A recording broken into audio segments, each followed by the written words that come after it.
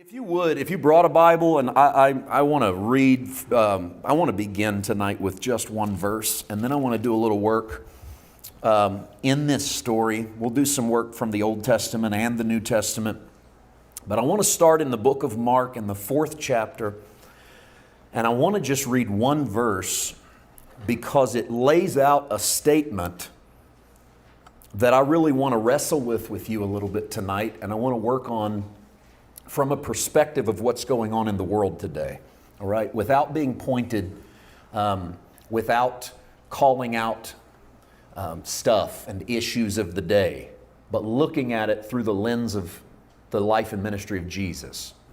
In Mark chapter 4, verse 35, on the same day, when evening had come, he said to them, "Let us cross over to the other side." And I want to talk about that, if I could, tonight for a little bit. Let us cross over to the other side. You know, we're all going through the same storm.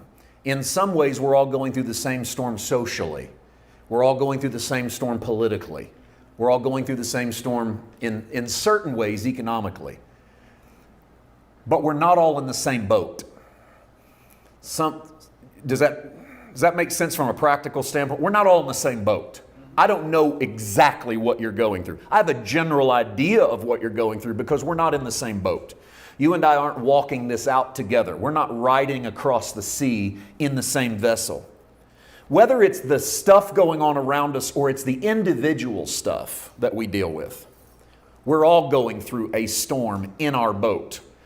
I think the point of why the Bible is always taking people from point A to point B, because it is. The Bible is a story of the journey of man from the Garden of Eden back into, I believe, the paradise of a New Jerusalem. I think that's the overarching story of the Bible, is we start in a garden and we end in a city. We start alone and we end together. We start small and we end large, and we're on our way through many iterations of that. But then the Bible's a collection of little adventure stories. Whether it's the Noahs or the Abrahams, the Isaacs, the Jacobs, the Josephs, the Davids, the Daniels. You can wrap up 20 sermons in all of these people's lives individually about your life, stuff you go through. You don't really go into a lion's den. You don't really go into a fiery furnace. You don't really get swallowed by a whale. You don't really have your entire world flooded. But you do go face lions that are your adversary that seek whom they may devour. And the stone sometimes gets rolled against your door and you don't see a way out. And you do sometimes go into the fires of hell and chaos and have to walk through the fire and hope that the worst thing that happens is your clothes smell like smoke, like a Shadrach, Meshach, and Abednego.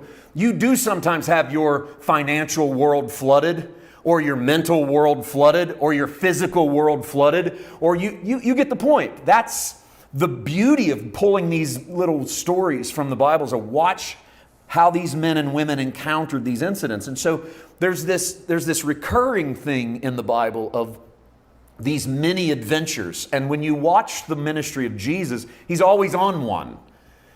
You get to a John 4 where he says, and so Jesus must needs go through Samaria.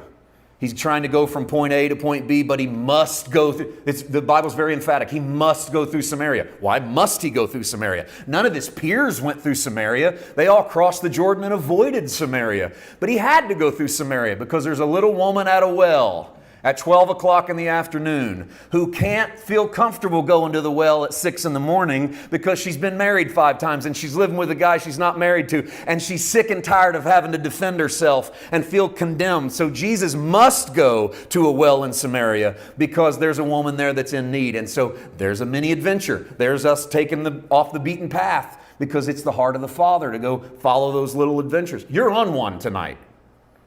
I don't know where you are in the journey, but you're on a mini adventure. Now you're on a massive adventure called your life. And you've had ups and downs. You've had good moments in that adventure and you've had bad moments in that adventure, but you're still here. You're alive and kicking. Or at least you're alive. And you got a little kick left because you're breathing. But you're on one big adventure, but you have many ones as well. Seasons, I like to call them. Seasons where the leaves come out on the tree, where stuff goes really well in your life, where you get prospered and financially you're well and physically you're well. And it's great when 3 or 4 of those happen at the same time and you really feel like you're knocking it out of the park. And then you've got parts of that adventure that are the lion's den and the fiery furnace and the flood, and it's all hell breaks loose. And this is the thing about ministry that you never know. You got all these big adventures walking in the room, but you got myriad little adventures. So you got 8 or 10 of them going on at the same time in your life right now. One of them's with your kids, and the other one's with your wallet, and the other one's with your body, and the other one's with your mind, and the other one's with your spouse. And on some of those you're rocking, and on some of those you're rocking. You know, like it just isn't working. And so watching Jesus navigate the many adventures works for you and me to pay attention to how he did it, because he's always in instruct mode. You watch Jesus navigate the world.